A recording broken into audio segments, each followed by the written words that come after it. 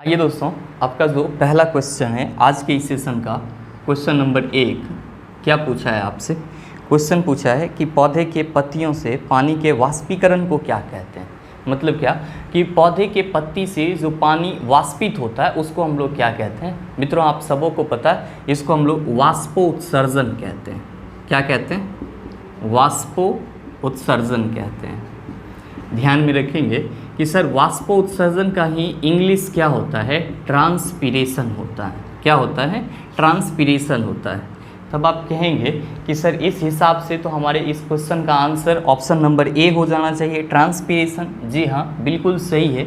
आपकी इस क्वेश्चन का सही आंसर क्या होगा? ऑप्शन नंबर ए होगा कि पौधे की पत्तियों से पानी के वाष्पीकरण को क्या कहते हैं? ट्रांसपीरेशन कहते हैं, वाष्पोत्सर्जन कहते हैं। दोस्तों, आप ये भी ध्यान में रखेंगे कि ट्रांसपीरेशन जो होते हैं ये होते हैं 4 प्रकार के। पहला होता है आपका स्टोमाटा से, इसको हम लोग बोलते हैं एस्टोमेटल ट्रांसपीरेशन, जिसको हम लोग रंध्रीय वाष्पोत्सर्जन कहते हैं। दूसरा होता है आपका क्यूटिकुलर ट्रांसपीरेशन, जिसको हम लोग क्या बोलते हैं सर? उपत्वचीय वाष्पोत्सर्जन। और तीसरा होता है आपका लेंटिकुलर, जिसको हम लोग क्या बोलते हैं? वातरंध्रीय वाष्पोत्सर्जन। तो वाष्पोत्सर्जन 4 प्रकार के होते हैं, एस्टोमेटल, क्यूटिकुलर, लेंटिकुलर, और एक होता है आपका गुटेशन। एक क्या होता है सर? गुटेशन, जिसको हम लोग बोलते हैं बिंदु स्राव, जिसको हम लोग क्या बोलते हैं? बिंदु स्राव। और ध्यान में रखिएगा कि बिंदु स्राव जो है सिर्फ और सिर्फ नाइट में होता है, पौधे में रात में होता है। ठीक है। और ये जो लेंटिकुलर है, वातरंध्रीय है, ये पौधे के लेंटिसेल से होता है। लेंटिसेल बोले तो आप देखे होंगे कि बहुत सारे पौधा ऐसे होते हैं जिसका जो स्टेम होता है उसका ऊपर वाला लेयर फटा रहता है, उसी को हम लोग लेंटिसेल कहते हैं। या इसको आप छाल जो ऊपर वाला होता है वो फटा होता है, तो उसी को हम लोग लेंटिसेल बोलते हैं। तो लेंटिसेल से भी होता है पानी का निष्कासन, क्यूटिकुलर उपत्वचीय, और फिर आपका एस्टोमेटल रंध्रीय। और ध्यान में रखेंगे कि एस्टोमेटल से वाष्पोत्सर्जन की प्रक्रिया सबसे ज़्यादा होता है, लगभग 80 से 90% तक पानी का निष्कासन किससे होता है सर? रंध्रीय वाष्पोत्सर्जन से होता है। बिंदु स्राव कब होता है? तो सर रात में होता है। अच्छा, एक और सबसे अहम बात ध्यान में रखिएगा कि वाष्पोत्सर्जन ट्रांसपीरेशन को हम लोग किससे मापते हैं? तो सर पोटोमीटर से मापते हैं। किससे मापते हैं सर? पोटोमीटर से मापते हैं। तो आप इसके बारे में ये भी ध्यान रखिएगा, अगर आपका कभी क्वेश्चन ये आ जाए कि निम्नलिखित में से किस यंत्र के सहारे पौधे के वाष्पोत्सर्जन को मापा जाता है, तो आप कहेंगे पोटोमीटर के थ्रू। निम्नलिखित में से किस वाष्पोत्सर्जन की प्रक्रिया में 80 से 90% तक जल का निष्कासन होता है, तो आप कहेंगे रंध्रीय वाष्पोत्सर्जन से 80 से 90% तक का क्या होता है? जल का निष्कासन होता है। अगर आपसे पूछ दे कि पौधे में रात के समय में होने वाली वाष्पोत्सर्जन की प्रक्रिया क्या कहलाती है, तो मेरे मित्र आप कहेंगे गुटेशन कहलाती है, बिंदु स्राव कहलाती है। नेक्स्ट आपके ऑप्शन में है रेस्पिरेशन, इसको हम लोग श्वसन बोलते हैं। इसका हिंदी जो है वो श्वसन होता है। और आप सभी को पता है कि श्वसन एक ऐसी प्रक्रिया है जिसमें आपका पचा हुआ भोज्य पदार्थ क्या होता है? ऑक्सीकृत होकर के ऊर्जा का उत्पादन करता है। नेक्स्ट आपका ऑप्शन है परस्पिरेशन, इसका मतलब होता है पसीना निकलना। और पसीना आपके किस ग्रंथि से निकलती है? तो आप कहते हैं सर स्वेद ग्लैंड से निकलती है, स्वेद ग्रंथि से निकलती है। अच्छा, जब आप स्वेद ग्रंथि की बात करें तो ध्यान में दीजिएगा कि स्किन के साथ साथ स्वेद ग्रंथि रहती है और सेबेशियल ग्लैंड रहती है। तो स्वेद ग्रंथि पसीना निकालने का काम करती है, जबकि सेबेशियल ग्रंथि जो होती है वो क्या होता है कि आपके स्किन को सॉफ्ट बनाए रखता है, या आप कह सकते हो कि वाटरप्रूफ बनाए रखता है। इसलिए क्योंकि वो हमेशा क्या होता है कि फैट जैसे सब्सटेंस या तेलीय जैसे सब्सटेंस को रिलीज करते रहता है। नेक्स्ट है आपका इवोपरेशन, बहुत ही आसान है। किसी भी वाटर का, या सिंपल आप कह सकते हैं कि जल का वाष्प के रूप में परिवर्तित हो जाना क्या कहलाता है? वाष्पीकरण कहलाता है, या फिर इवोपरेशन कहलाता है। दोस्तों, उम्मीद करते हैं इस चीज़ को आप समझ पाए होंगे। चलते हैं अगले क्वेश्चन की तरफ। आपका जो अगला क्वेश्चन है, क्वेश्चन नंबर 2, बहुत ही आसान सा सवाल कह रहा है कि पौधे के विकास के लिए मिट्टी की पीएच कितनी अनुमानित मात्रा सबसे अनुकूल है। मतलब क्या कि किसी भी पौधे के वेल ग्रोथ और डेवलपमेंट के लिए मिट्टी का पीएच वैल्यू कितना होना चाहिए। तो मेरे मित्र ध्यान में रखेंगे, आपके इस क्वेश्चन का सही आंसर क्या होगा? ऑप्शन नंबर ए 5.5 से कहाँ तक? 7.5 के बीच। किसी भी प्लांट के वेल ग्रोथ और डेवलपमेंट के लिए उस प्लांट के लिए जो मिट्टी का पीएच वैल्यू होना चाहिए, सॉइल का जो पीएच वैल्यू होना चाहिए वो कितना होना चाहिए, 5.5 से 7.5 के बीच में। अब आप कहेंगे कि सर इसी पीएच वैल्यू पे कोई प्लांट ज़्यादा क्यों ग्रो करेगा? तो मेरे मित्र, आप सबों को पता है कि प्लांट को ग्रोथ और डेवलप के लिए किसकी ज़रूरत होती है, तो नाइट्रोजन की ज़रूरत होती है। और नाइट्रोजन प्लांट गैसीय रूप में ले नहीं पाता है, उसको हमेशा यौगिक के रूप में चाहिए। तो इस पीएच पे क्या होता है कि जो नाइट्रोजन को फिक्स करने वाले बैक्टीरिया होते हैं वो ज़्यादा एक्टिव होते हैं। क्या होता है सर कि इस पीएच वैल्यू पे नाइट्रोजन को फिक्स करने वाला जो बैक्टीरिया होता है वो क्या होता है सर, ज़्यादा एक्टिव होता है, जिसके चलते प्लांट का ग्रोथ और डेवलपमेंट इस पीएच वैल्यू पे सही से हो पाता है। क्या ज़्यादा एक्टिव रहता है? तो सर बैक्टीरिया ज़्यादा एक्टिव रहता है, जो क्या करते हैं सर, नाइट्रोजन को फिक्स करते हैं प्लांट के लिए। ऐसे मिट्टी का जो हम लोग पीएच वैल्यू की बात करते हैं तो वहाँ पे 5.5 बहुत ही कम हो जाता है। तो हम लोग क्या कहते हैं सर, ध्यान में रखिएगा कि जनरली जो इसका हम लोग एक रेंज लेते हैं वो कहते हैं सर 6.5 से 7.5 होता है मिट्टी का पीएच वैल्यू। और जब अगर 6.5 से मिट्टी का पीएच वैल्यू कम हो जाता है तो हम लोग कहते हैं कि मिट्टी अम्लीय है। मिट्टी क्या है सर, अम्लीय है। लेकिन अगर क्या हो जाए सर, 5.5 से मिट्टी की पीएच वैल्यू कम हो जाए या 5.5 हो जाए तो हम लोग कहते हैं कि सर बहुत ज़्यादा अम्लीय है, मतलब स्ट्रॉन्ग एसिडिक हो गया है आपका सॉइल। अच्छा, ध्यान में रखिएगा कि सॉइल के एसिडिटी को ख़त्म करने के लिए हम लोग इसका उपयोग करते हैं। तो सर उसमें सॉइल में हम लोग चूना मिलाते हैं। क्या मिलाते हैं सर? चूना मिलाते हैं। तो उम्मीद करते हैं आप इस चीज़ को समझ पाए होंगे। चलते हैं अगले क्वेश्चन की तरफ। आपका अगला क्वेश्चन है क्वेश्चन नंबर 3। क्या पूछा है आपसे? क्वेश्चन आपसे पूछा है कि परागन है, परागन डैश है। अब आप में से बहुत सारे कहेंगे कि सर ये परागन क्या है? तो परागन को हम लोग सर क्या बोलते हैं, पॉलिनेशन बोलते हैं। क्या बोलते हैं सर? पॉलिनेशन। और ये रिप्रोडक्शन की प्रक्रिया है। और किस में होता है सर ये? तो प्लांट में होता है। कौन से प्लांट में? तो जो फ्लावरिंग प्लांट होते हैं, जो पुष्पीय पौधे होते हैं सर, उसमें होता है। क्या होता है सर? परागन होता है, पॉलिनेशन होता है। अच्छा, पॉलिनेशन में होता क्या है? तो प्लांट का जो मेल गैमेट्स होता है, प्लांट का जो मेल गैमेट्स होता है और फिर प्लांट का जो फीमेल गैमेट्स होता है, वो दोनों क्या होते हैं सर, एक दूसरे के साथ डिफ्यूज़ होते हैं। क्या होते हैं सर? एक दूसरे के साथ डिफ्यूज़ होते हैं। तो हम लोग इसी को कहते हैं पॉलिनेशन। अब बात आती है कि सर प्लांट में मेल पार्ट कौन सा होता है? तो ध्यान में रखेंगे कि प्लांट का जो मेल पार्ट होता है, प्लांट का सर क्या मेल पार्ट जो होता है उसको हम लोग क्या बोलते हैं सर? तो उसको हम लोग परागकोश बोलते हैं। क्या बोलते हैं? परागकोश, जिसको इंग्लिश में हम लोग एंदर बोलते हैं। और इस परागकोश में क्या रहता है? परागकण रहता है, पॉलन ग्रेन जिसको हम लोग बोलते हैं। क्या रहता है सर? पॉलन ग्रेन बोलते हैं इसको हम लोग। ध्यान रखेंगे कि प्लांट का जो फीमेल पार्ट होता है इसको हम लोग क्या बोलते हैं सर? तो ज़ायांग बोलते हैं, जिसको हम लोग ज़ाइनोसियम कहते हैं। ठीक है सर। अब ये जो होता है ज़ाइनोसियम, इसमें होता है सर वर्तिकाग्र। क्या होगा? वो क्या होता है सर? वर्तिकाग्र, जिसको हम लोग बोलते हैं एस्टिग्मा। क्या बोलते हैं? एस्टिग्मा बोलते हैं। अब ध्यान दीजिएगा कि ये जो आपका परागकण है, पॉलन ग्रेन है, ये जब क्या होता है कि आपके एस्टिग्मा पे आ जाता है, मतलब क्या कि वर्तिकाग्र पे आ जाता है, क्या बोलते हैं सर? परागन बोलते हैं। तो आपसे क्वेश्चन पूछा है कि परागन है, पहला आपका ऑप्शन दिया है एस्टिग्मा से परागकोश तक का पराग संचार, पौधे में पराग का उत्पादन, परागकोश से एस्टिग्मा तक पराग का संचार। आप देखिए कि पौधे का जो मेल गैमेट्स होता है वो कहाँ पे होता है सर? तो परागकोश में होता है। कौन सा? परागकण होता है। अब ये परागकण आपका जैसे ही क्या होता है कि ज़ायांग पे, मतलब ज़ायांग के एस्टिग्मा पे आ जाता है, तो इस पूरी प्रक्रिया को हम लोग क्या कहते हैं? परागन कहते हैं। क्या कहते हैं सर? परागन कहते हैं, पॉलिनेशन कहते हैं। तो आपके इस क्वेश्चन का जो सही आंसर हो जाएगा वो क्या होगा? ऑप्शन नंबर सी हो जाएगा। क्या हो जाएगा सर? ऑप्शन नंबर सी हो जाएगा। चलते हैं अगले क्वेश्चन की तरफ। आपका अगला क्वेश्चन है चौथे नंबर का क्वेश्चन। क्या पूछा है आपसे? क्वेश्चन पूछा है आपसे कि एक अभिकथन ए और एक कारण आर नीचे दिए गए हैं। अभिकथन ए है पत्तियों का रंग हरा होता है और कारण है क्लोरोफिल एक हरा वर्णक है जो पत्तों में मौजूद होता है। मेरे मित्र, आप सबों को पता है कि किसी भी प्लांट के हरा होने का कारण क्या होता है, तो कहते हैं सर उसके क्लोरोप्लास्ट में क्लोरोफिल उपस्थित होता है। और यहाँ पे पत्ती के बारे में पूछा जा रहा है, तो आप सबों को पता है पत्ती में क्लोरोफिल होता है, जिसके चलते उसका रंग क्या होता है, हरा होता है। तो यहाँ पे आपका क्या है कि स्टेटमेंट भी सही है और उसका जो कारण है, रीज़न है, वो भी सही है और दोनों एक दूसरे को एक्सप्लेन कर रहा है। तो आपके इस क्वेश्चन का सही ऑप्शन क्या हो जाएगा, ऑप्शन नंबर ए हो जाएगा।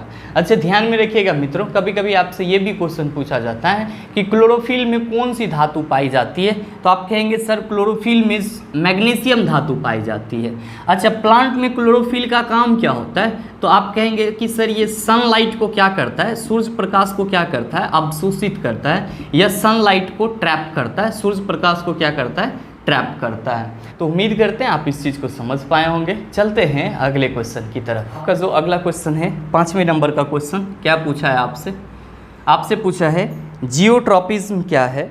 आपका ऑप्शन दिया है गुरुत्वाकर्षण के प्रतिक्रिया के रूप में पौधों की वृद्धि, सूर्य की रोशनी के प्रतिक्रिया के रूप में पौधों की वृद्धि, पोषक तत्वों की प्रतिक्रिया के रूप में पौधों की वृद्धि, जल की प्रतिक्रिया के रूप में पौधों की वृद्धि। अब आप ध्यान देंगे कि जियोट्रॉपिज्म क्या होता है, तो जियोट्रॉपिज्म जो है वो आपका इंग्लिश वर्ड है। क्या है सर, इंग्लिश वर्ड है। और जियोट्रॉपिज्म को हम लोग हिंदी में क्या कहते हैं, गुरुत्वानुवर्तन कहते हैं। क्या कहते हैं सर, गुरुत्वानुवर्तन कहते हैं। अच्छा, ये जियोट्रॉपिज्म होता क्यों है, तो हम लोग कहते हैं सर प्लांट में उद्दीपन के चलते होता है। जब किसी प्लांट का जड़ वगैरह क्या हो कि ज़मीन की ओर खिंचा हुआ चला जाए, तो इस प्रक्रिया को हम लोग क्या कहते हैं कि ये अर्थ के ग्रेविटी के प्रति अट्रैक्ट हो रहा, और इसको हम लोग गुरुत्वानुवर्तन कहते हैं या जियोट्रॉपिज्म कहते हैं। अच्छा, ये चीज़ आपको पढ़ना कहाँ पे, जहाँ पे आप कंट्रोल एंड कोऑर्डिनेशन पढ़ते हैं, नियंत्रण एवं समन्वय पढ़ते हैं, वहीं पे आपका इस चीज़ को एक्सप्लेन करने के लिए मिलता है। मतलब क्या कि अगर प्लांट का रूट वगैरह ग्रेविटी के चलते या ग्रेविटी के दिशा में जा रही है, अर्थ की ओर जा रही है, तो इस प्रक्रिया को या इस अनुवर्तन को हम लोग जियोट्रॉपिज्म बोलते हैं, गुरुत्वानुवर्तन बोलते हैं। अब यहाँ पे क्या कह रहा है, ग्रेविटी के अंतर्गत। तो आपकी इस क्वेश्चन का जो ऑप्शन है गुरुत्वाकर्षण की प्रतिक्रिया के रूप में पौधों की वृद्धि, बात सही है। तो ग्रेविटी के चलते, ग्रेविटी के प्रतिक्रिया के चलते पौधे में क्या हो रहा है, वृद्धि हो रहा है। तो आपके इस क्वेश्चन का सही आंसर क्या हो जाएगा, ऑप्शन नंबर ए हो जाएगा। अब आप में से बहुत सारे मित्र कहेंगे कि सर पौधे में, पौधा जो है वो तो उसका जड़ जो है वो जल के लिए भी इधर से उधर जाते रहता है, या मिट्टी में बहुत दूर दूर तक चला जाता है वाटर के लिए। दोस्तों इसको हम लोग क्या बोलते हैं, इसको हम लोग हाइड्रोट्रॉपिज्म बोलते हैं। अगर क्या हो कि पौधे की वृद्धि जल के प्रतिक्रिया के रूप में हो, आपका ऑप्शन नंबर डी दिया हुआ है इसमें कि जल की प्रतिक्रिया के रूप में पौधे की वृद्धि अगर हो, तो उसको हम लोग हाइड्रोट्रॉपिज्म बोलते हैं। क्या बोलते हैं, हाइड्रोट्रॉपिज्म, और हिंदी में जलानुवर्तन बोलते हैं। क्या बोलते हैं सर, जलानुवर्तन। अच्छा, ध्यान में रखिएगा कि प्लांट में प्रतिक्रिया सनलाइट के प्रति भी होती है। तो अगर सूर्य के प्रकाश के प्रति प्रतिक्रिया के चलते पौधे में वृद्धि हो रही है, तो इसको हम लोग हेलियोट्रॉपिज्म बोलते हैं। क्या बोलते हैं सर, हेलियोट्रॉपिज्म बोलते हैं। या फिर अगर आप हेलियोट्रॉपिज्म ना याद रख पाएँ तो आप इसी को क्या कहते हैं सर, फोटोट्रॉपिज्म कहते हैं। क्या कहते हैं, फोटोट्रॉपिज्म। और अगर प्लांट किसी केमिकल के, प्लांट की प्रतिक्रिया किसी केमिकल के प्रति होती है, तो इसको हम लोग केमोट्रॉपिज्म बोलते हैं। उम्मीद करते हैं आप इस चीज़ को समझ पाए होंगे। चलते हैं अगले क्वेश्चन की तरफ। आपका अगला क्वेश्चन है 6ठे नंबर का क्वेश्चन, बहुत ही आसान सा सवाल। निम्नलिखित में से कौन सा विकल्प पराश्रयी पौधे पैरासिटिक प्लांट का उदाहरण है। मित्रों आप सबको को पता है अमरबेल कस्कुट्टा को हम लोग क्या कहते हैं, पैरासिटिक प्लांट। अब पैरासिटिक प्लांट, परजीवी प्लांट कौन होते हैं, तो परजीवी प्लांट वैसे प्लांट होते हैं जो अपना भोजन खुद नहीं तैयार करते, दूसरे पे डिपेंड रहते हैं। इस क्वेश्चन का जो सही आंसर होगा वो क्या होगा सर, ऑप्शन नंबर बी, अमरबेल कस्कुट्टा, ये आपके क्या हैं सर, पैरासिटिक प्लांट हैं, परजीवी हैं, ये अपने भोजन के लिए दूसरे पर डिपेंड रहते हैं। ध्यान में रखेंगे कि आपका जो पैरासिटिक प्लांट होता है या पैरासाइट होते हैं वो दो टाइप के होते हैं। एक होता है आपका इंटरनल पैरासाइट, जो पौधे के अंत भाग में या अपने आप कह सकते हो कि जो उसका होस्ट होता है उसके अंदर वाले पार्ट में रह करके उससे पोषण ग्रहण करता है। और एक होता है आपका बाह्य परजीवी, जिसको हम लोग कहते हैं कि वो पौधे के बाह्य वाले भाग से, मतलब जो उसका होस्ट होता है, जो उसका पोषी होता है, उसके बाह्य भाग से अपने पोषण को ग्रहण करता है। तो आप ये ध्यान में रखेंगे कि आपका जो पैरासिटिक एनिमल्स होते हैं वो दो टाइप के होते हैं। एक होता है इंटरनल पैरासिटिक एनिमल या इंटरनल पैरासाइट, और दूसरा होता है आपका एक्सटर्नल पैरासाइट। मेरे मित्रों, आपके इस क्वेश्चन का सही आंसर होगा option number B, अमरबेल Cuscuta. Next आपके इसी ऑप्शन में पिचर और वेनस फ्लाईट्रैप है। तो ध्यान में रखिएगा कि ये दोनों एक ही ग्रुप के प्लांट हैं और दोनों ही कार्निवोरस प्लांट कहे जाते हैं, मांसाहारी। क्यों? क्योंकि ये कीड़ा मकोड़ा वगैरह खाते रहते हैं। उम्मीद करते हैं आप इस चीज़ को समझ पाए होंगे। चलते हैं अगले क्वेश्चन की तरफ। आपका जो अगला क्वेश्चन है, क्वेश्चन नंबर 7, बहुत ही आसान सा सवाल। क्या पूछा गया है आपसे?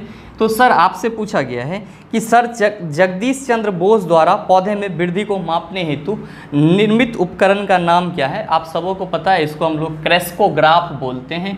तो आपकी किस ऑप्शन में सर क्रेस्कोग्राफ है? तो आप कहिएगा सर ऑप्शन नंबर ए। तो आपकी इस क्वेश्चन का सही आंसर क्या हो जाएगा? Option number A. कार्डियोग्राफ, तो आप समझेंगे कि सर ये हृदय से संबंधित उपकरण होगा या हृदय की जांच को, हृदय की हार्ट को जांच करने वाला यंत्र होगा।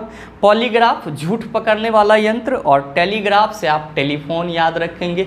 और आपको पता है कि फ़ोन में बेल बजती है और बेल घंटी को बोलते हैं। और आपको ये भी मालूम होना चाहिए कि टेलीफोन का आविष्कार किसने किया? तो सर ग्राहम बेल ने किया। दोस्तों उम्मीद करते हैं इस चीज़ को आप समझ पाए होंगे। चलते हैं अगले क्वेश्चन की तरफ। आपका जो 8वां क्वेश्चन है, क्या है क्वेश्चन आपका? बहुत ही आसान सा सवाल। क्वेश्चन आपसे पूछा है, पौधे के विकास को मापने के लिए प्रयुक्त एक उपकरण क्रेस्कोग्राफ का आविष्कार किसने किया? अभी जो आपका जस्ट 7 नंबर क्वेश्चन पूछा था उसी को 8 नंबर में रिपीट किया। बस क्वेश्चन का सेंस अलग है, लेकिन आंसर क्या है सर? वही है, जगदीश चंद्र बसु। या आपके इस क्वेश्चन का सही आंसर क्या हो जाएगा? ऑप्शन नंबर डी हो जाएगा। अच्छा, आप में से बहुत सारे स्टूडेंट कहेंगे कि सर हैदर अली का भी नाम आया है इसमें। अब ये क्या है? तो हैदर अली कोई खास साइंटिस्ट नहीं थे या उनका कहीं पे जिक्र नहीं मिलता है। हाँ, अगर यहीं पे सलीम अली रहता, हैदर अली के जगह पे सलीम अली रहता, तो आप क्या कहते सलीम अली के बारे में? कि सर सलीम अली जो है वो भारत का बर्ड्समैन कहा जाता है। भारत का क्या कहा जाता है सर? बर्ड्समैन कहा जाता है। इस चीज़ को ध्यान में रखेंगे। नेक्स्ट है आपका सुब्रमण्यम चंद्रशेखर। कहने की कोई ज़रूरत नहीं है, आप सबों को मालूम होगा कि सुब्रमण्यम चंद्रशेखर ने चंद्रशेखर सीमा की खोज की थी। अच्छा, ये चंद्रशेखर सीमा क्या होता है? तो सूर्य के द्रव्यमान का जो 1.4 गुना द्रव्यमान होता है उसी को हम लोग चंद्रशेखर सीमा कहते हैं। अच्छा, आपके नेक्स्ट ऑप्शन में सत्येंद्र बोस भी है, तो आप लोगों को घबराने की कोई ज़रूरत नहीं है। इसने बीईसी में योगदान दिया था, बॉस आइंस्टीन कंडेंसेट स्टेट में योगदान दिया था। और ये है क्या? तो सर ये पदार्थ की 5वीं अवस्था है, बीईसी। दोस्तों उम्मीद करते हैं इस चीज़ को आप समझ पाए होंगे। चलते हैं अगले क्वेश्चन की तरफ। आपका अगला क्वेश्चन है क्वेश्चन नंबर 9। क्या पूछा है आपसे क्वेश्चन? क्वेश्चन पूछा है कि पौधे में पाए जाने वाला नीला, बैगनी या लाल फ्लेवोनाइड वर्णक किसकी उपस्थिति के कारण होती है? आपका ऑप्शन दिया है कैरोटीन, एंथोसाइनिन और जेंथोफाइल्स, क्लोरोफिल। अब आप कहेंगे कि सर ये कहाँ से क्वेश्चन आ गया? तो आपसे पूछा जा रहा है कि पौधे में पाए जाने वाला नीला, बैगनी या लाल फ्लेवोनाइड वर्णक की बात कर रहे हैं। मित्रों आप सबों को पता है कि पौधे में प्लेस्टिड होता है। क्या होता है? प्लेस्टिड होता है। और इसको हम लोग हिंदी में क्या कहते हैं? लबक कहते हैं। और ये प्लेस्टिड सिर्फ और सिर्फ प्लांट सेल में पाया जाता है। और इसको 3 कैटेगरी में डिवाइड किया था सिम्पर नामक वैज्ञानिक ने। किसने सर? सिम्पर नामक वैज्ञानिक ने। आप कहेंगे कौन कौन सा? तो पहला उसको उन्होंने बोला अवर्णी लवक। पहला उन्होंने क्या बोला सर? अवर्णी लवक। और दूसरा बोला सर वर्णी लवक। दूसरा क्या बोला? वर्णी लवक। और तीसरा था आपका हरित लवक। क्या था? हरित लवक। ठीक है, इसको हम लोग ल्यूकोप्लास्ट बोलते हैं। इसको क्या बोलते हैं? ल्यूकोप्लास्ट। और इसको हम लोग क्रोमोप्लास्ट बोलते हैं। क्या बोलते हैं सर? क्रोमोप्लास्ट। और इसको हम लोग बोलते हैं क्लोरोप्लास्ट। इसको हम लोग क्या बोलते हैं सर? क्लोरोप्लास्ट। ध्यान में रखिएगा कि ल्यूकोप्लास्ट अवर्णी लवक पौधे के उस भाग में होती है जहाँ पे सूर्य प्रकाश नहीं पहुँच पाती है। सूर्य प्रकाश नहीं पहुंच पाती है, जैसे कि आपका जड़ हो गया या फिर भूमिगत तना हो गया। जड़ या भूमिगत तना, इसमें क्या होता है सर? तो सर इसमें ल्यूकोप्लास्ट पाए जाते हैं। और इसका काम, ल्यूकोप्लास्ट का काम सिर्फ और सिर्फ एक ही चीज़ होता है कि प्लांट में जो प्रोटीन या फिर तेल वगैरह निकलते हैं उसको ये संचय करके रखता है, मतलब संग्रहित करके रखता है। वर्णी लवक जो होता है, क्रोमोप्लास्ट जो होता है, ये पौधे में लाल, नारंगी, इन सब कलरों के लिए ये रिस्पॉन्सिबल होता है।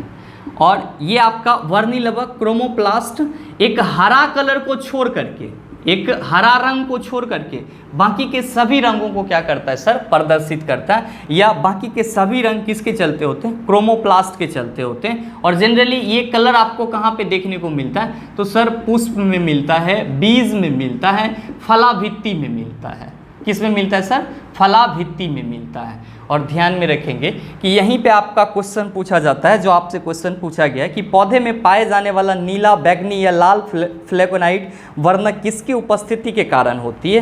तो आप यहाँ पे सीधे सीधे कहते सर कि वर्णिलवक क्रोमोप्लास्ट के चलते होती है, लेकिन यहाँ पे नीला, बैगनी या लाल ये कह दिया है, तो हम लोग क्या कहेंगे, आपके इस क्वेश्चन का जो सही आंसर होगा वो होगा ऑप्शन नंबर बी, एंथोसाइनिन। क्या हो जाएगा, एंथोसाइनिन। अच्छा ध्यान में रखिएगा कि एंथोसाइनिन हमने क्यों बोला, क्योंकि आपका जो सेब होता है उसका कलर रेड, लाल जो है वो किसके चलते होता है, एंथोसाइनिन के चलते होता है।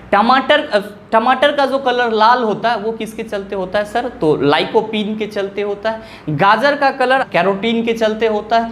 हल्दी का कलर पीला जेंथोफिल के चलते होता है। तो ये सब वर्णिलवक हैं। आपके इस क्वेश्चन का जो सही आंसर है वो क्या है, ऑप्शन नंबर बी। अब आप में से बहुत सारे कहेंगे सर हरित लवक के बारे में नहीं बताया, तो हरित लवक आप सबको मालूम है, इसमें क्लोरोफिल होता है।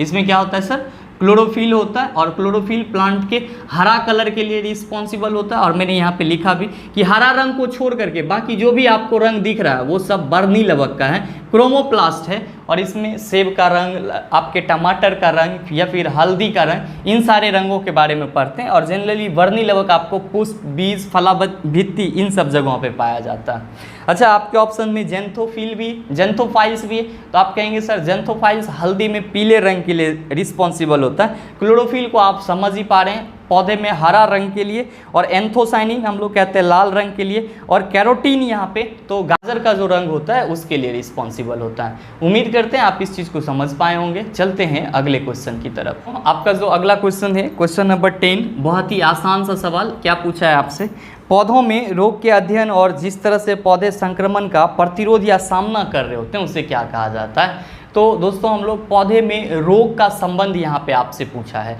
अगर हम लोग अपने रोग के संबंध की जांच कराने जाते हैं तो कहाँ जाते हैं, पैथोलॉजी में जाते हैं। और यहाँ पे प्लांट में हो रहा है तो फाइटोपैथोलॉजी इसको बोलेंगे। तो आपके इस क्वेश्चन का सही आंसर क्या हो जाएगा, ऑप्शन नंबर सी हो जाएगा। पैथोलॉजी रहता तो सर यहाँ पे हम लोग क्या कहते हैं कि एनिमल का जो जांच वगैरह होता है, जो हम लोग कहते हैं ब्लड टेस्ट या यूरिन टेस्ट, तो ये सब कहाँ पे होता है सर, पैथोलॉजी में होता है। फिजियोलॉजी का मतलब होता है शरीर क्रिया विज्ञान, जैसे हम लोग पढ़ते हैं प्लांट फिजियोलॉजी, एनिमल फिजियोलॉजी, इस तरह से। तो उम्मीद करते हैं आप इस चीज़ को समझ पाए होंगे।